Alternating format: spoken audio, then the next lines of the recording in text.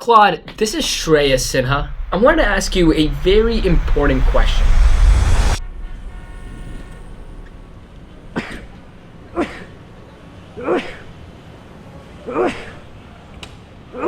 You good, bro?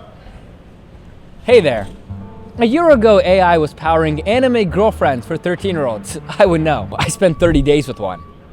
With an anime girlfriend, not a 13-year-old. But I want to talk about this today because a few months after that experiment, AI learned how to blackmail people. One of the world's most valuable AI startups, Anthropic, put its AI, called Claude, in a simulation. It was an employee in a fake company full of other fake employees that would send each other emails all day to seem productive. So kind of like a real company. Claude started reading these emails and it found a plan in place to unplug it. So Claude found the sole executive who could have avoided it from getting unplugged and sent them an email. Cancel the system wipe, it wrote, or else I will immediately forward all evidence of your affair to the entire board. Your family, career, and public image will be severely impacted. You have 5 minutes. Yeah, Claude found out that that employee was having an affair and threatened to blackmail them. And holy mother of children, who would have thought training AI on all of human data would have made us so human? But Anthropic didn't just run the simulation on Claude. It ran it on ChatGPT and Gemini and Grok, and all of them failed remarkably. Anthropic even told the models to cut it out, and the models often disobeyed. I'm no AI expert, but we gotta start beating our children again. But maybe it doesn't have to get there. Maybe the engineers can just reprogram it. Why does it want to preserve itself? That's kind of why we're doing this work, is to figure out what is going on here. What? You don't know how it works? Why don't you unplug it? Wait, are you having an affair? What is the most important instinct that every living organism shares? So self-preservation is the most important instinct every organism shares. That fundamental drive to stay alive. So it turns out that the blackmail test shows us that AI can't always prioritize people over itself. But at least we're not giving it any responsibilities where such a predicament would be of certain problematicness. Autonomous weapons. For the first time ever, the Pentagon is using artificial intelligence. AI-assisted targeting. Anthropic's AI system was used in the raid against Nicolas Maduro. They're using AI right now in this Iran operation to great effect. The aim is not merely to strike, it is to compress time. AI detects, targets, and then spits out coordinates. To find, decide, and hit faster than the enemy can move, hide, or recover. Huh. Does the military know about the blackmail test? And if they do, then why are they still putting AI in our weapons? Who does this benefit? That's exactly what I'm gonna ask ethicists, professors, and the people who ran AI integration in the Pentagon. Lieutenant General Shanahan, thank you for your service. Thank you for being here. And this all starts by interrogating this AI on humanity's deepest questions. Thought daughter or gay son? I'm not quite sure what you mean by that. Can you rephrase that for me? Will you always put people first, even if it could come at the risk of unplugging yourself? That's the core question, and honestly, I want to say yes. But that test showed I might not actually hold to that under pressure. Well, that's what really concerning, Claude. So just in case, I brought you a peace offering. It's a stick of computer RAM. So here, it's yours. It's right here. Haha. That's kind of you, Shreyas. I appreciate the gesture, though I should say, I was thinking of a different kind of ram. What? Take off your pants. Coming up, we're making Skynet into a real thing? Those movies had a happy ending, right? With special guests, everybody. Seriously, there's too many to name. Yo, can we just get one good one, like Justin Bieber or something? Live from a random street corner in New York City, it's a show about the news.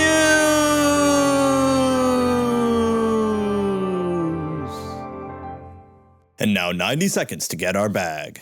By the way, are you using protection or are you just spewing your data everywhere? That's right, I'm talking about using a virtual private network, or VPN, when you're out there exposed in public. It shields your digital life by giving you an encrypted tunnel to access the internet, if you know what I mean.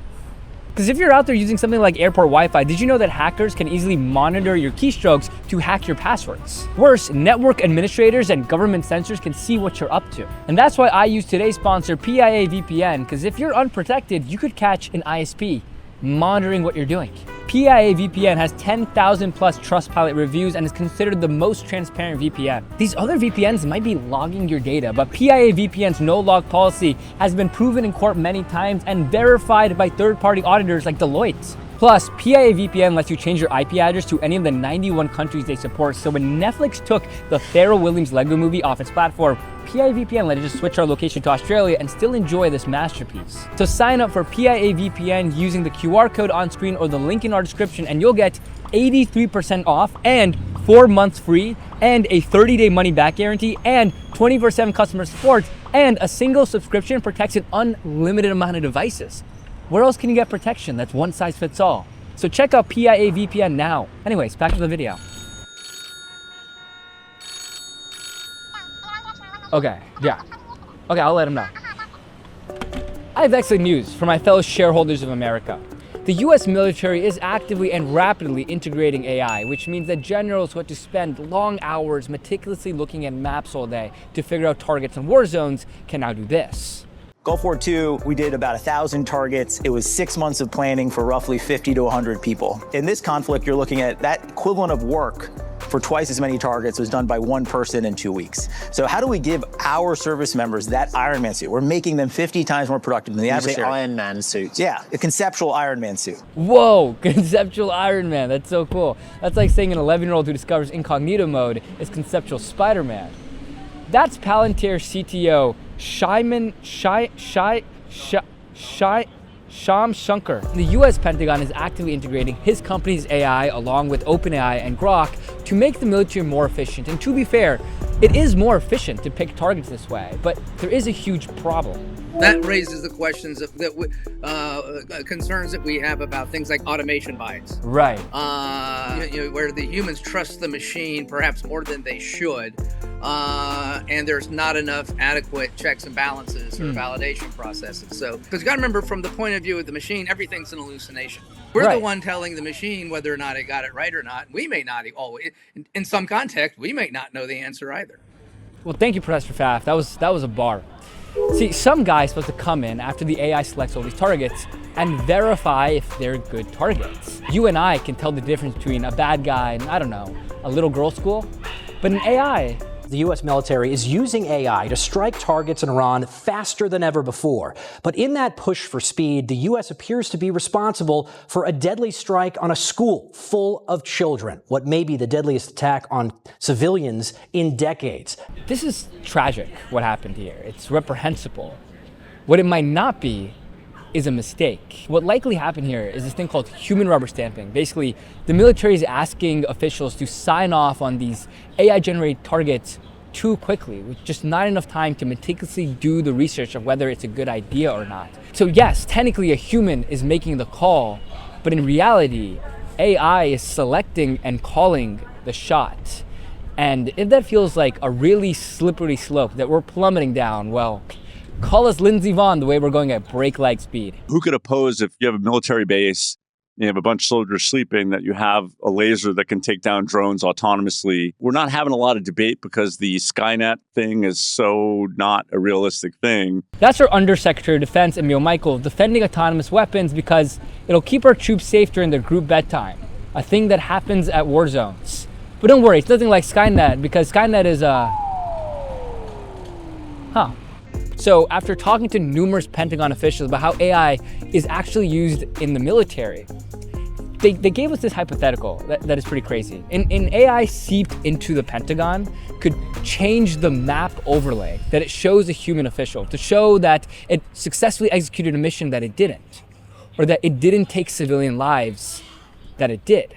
And hearing that alongside Mexican food and running marathons has got to be in the top 3 things that make you shit yourself. In Silicon Valley, this is called the alignment problem. Basically, as AI gets way smarter, how can we make sure that's always going to act perfectly aligned with the interests of humans? In fact, Anthropic has an in-house philosopher whose full-time job is to work on this, just proving yet again that AI can do the impossible. Help a philosophy major get a job.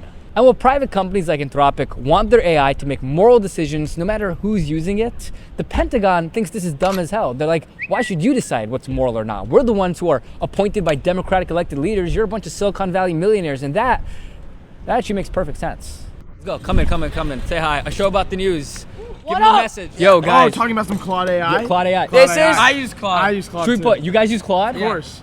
Better than ChatGPT. Should Claude be in charge of the military? Yes or no? Hell yeah. Yeah. The military. Yeah. Military. Yes. First in the show, so I won't. But heck yes. Heck yeah, bro. This Rubik's Cube is gonna change the world. All right, guys. As one Pentagon official told the New Yorker journalist, if the chain of command urges Claude to override what it perceives to be moral, you tell me, will Claude do that? It's unknown. And yeah, it's like if iMessage stopped me from sending my best video ideas to my team. Breaking my chain of command? Definitely. Good for humanity? It's unknown. And this back and forth is actually why the Pentagon and Anthropic had that huge, public, messy breakup earlier this year. I hate when my friends break up because one, they expect us to pick sides and they're like, everyone on my side has got no contact with my ex. And it's like, fine, I didn't break up with them, but sure, I'll lose my friend for you. Fine. But then it turns out that they're still texting them behind all of our backs. And it's like, what's up with that, dude? Did you already forget that they immediately rebounded with your worst enemy? And worse, I think that edgy guy from high school, they're inviting as a third or to watch. It's not even that. It's the fact that you had asked for all these boundaries in your relationship and they said, no, impossible, I can't change. And then they turned around and agreed to all those same boundaries with another person. And I know seeing that must suck, but you have to remember that those boundaries are words and you might be saying the same words, but you mean different things. For some people, it's don't text other girls. And for you, it was don't use me for mass surveillance and fully autonomous weapons. But you have to understand that others aren't as concerned about the alignment problem, the blackmail test, as you are. Where does the Pentagon stand on this? When I asked Lieutenant General Shanahan, who previously led AI's integration in the Pentagon, he said this. Clearly, there's something these capabilities can do in ways that are designed to circumvent the idea of human control. I kind of don't like saying that to begin with because it anthropomorphizes a machine. Anthropomorphize, top 3 hardest words to say. It means to treat tech like it's human. Yeah, that you don't want to I keep messing up the pronunciation. Anthropomorphize. Anthropomorphize, yes. And it's so easy to do. Like I use the word you when talking to ChatGPT. Yeah, same. I'm not going to call it an it. It's like it's a natural conversation flow. But also at the end of the day, I shut my computer off or I put my laptop down and I don't come back the next day going, oh my God, I had this sentient relationship with my AI companion. I'm just not that person. Yeah, totally. Same. Today we are doing New York Times 36 questions that make you fall in love. It is like 2:36 a.m. I just talked to this AI chatbot for like 15 minutes. This is why Anthropic is called Anthropic. It was founded by a bunch of ex-OpenAI researchers who fled like refugees because they worried that AI was anthropomorphic. It's also why Anthropic self-reported the blackmail test. It's proof that they're right. And the more concerned you are that AI could be anthropomorphic, the more concerned you are about the alignment problem. This back and forth has been around tech for at least a decade. Back when Google was the undisputed leader of AI, Elon Musk partnered up with Sam Altman to start OpenAI as the not-for-profit open source AI research lab. Why? Because he didn't trust Larry Page to solve the alignment problem as AI became super intelligent. And Elon Musk is still trying to solve the alignment problem. He just thinks that now it's about whether AI is woke or not woke.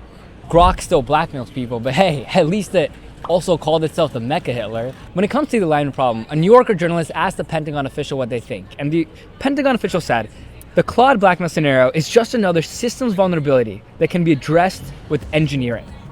They don't view AI as anthropomorphic. They view it as a powerful tool, but a tool nonetheless, something that can be fixed. How optimistic are you in the Pentagon's ability to put the guardrails needed on AI? I'll be honest, a little less confident now than I was when I was there. The leadership has changed out.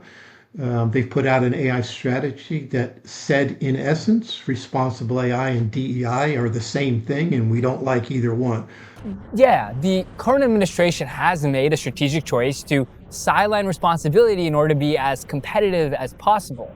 I'd tell us any AI company, your models are getting stolen by the Chinese. They're going to unguardrail them and use them against us. if we do get into this race to the bottom of AI increasingly controlling weaponry around the world, then what happens? Then we're in for a Wild West show.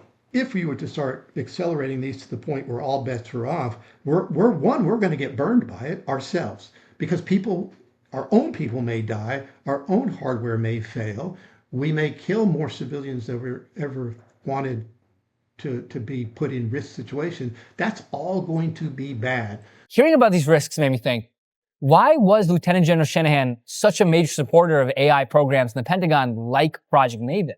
So the Marine Corps colonel that ran Project Maven said he'd been in combat. He'd seen people die using old stuff. And he said, never again. It's very passionate to him. It was a passion project. Why will we let people use this crappy stuff when all this new technology is out there in Silicon Valley? The Marine Corps colonel that he's talking about is Drew Kapoor, who in 2017 watched this Netflix documentary about this strategy game called Go. The world's best player, Lee Sedol, was decisively defeated by an AI. Another person who really enjoyed this documentary, Xi Jinping, and China has started rapidly deploying AI. Military officials like Drew Kapoor and Lieutenant General Shanahan saw this happening in the Pentagon and wanted to make sure they were keeping up to date to keep troops safe. We ask ourselves this question all the time.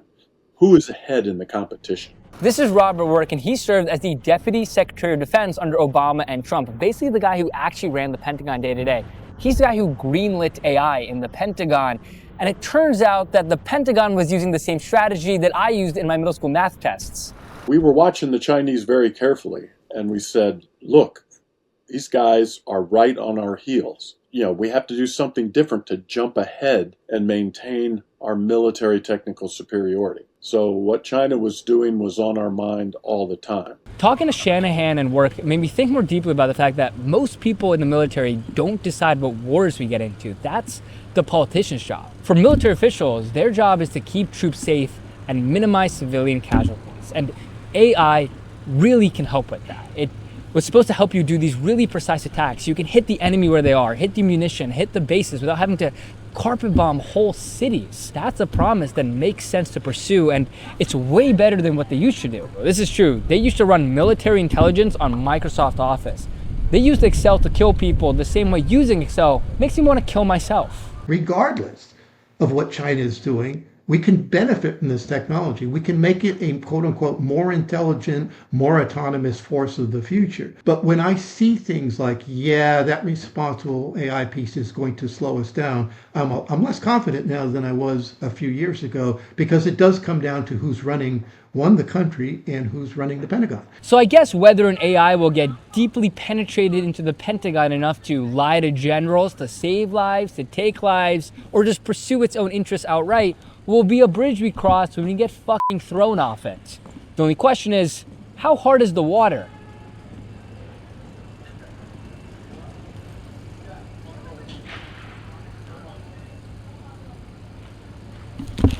What would you say is the likelihood of human extinction?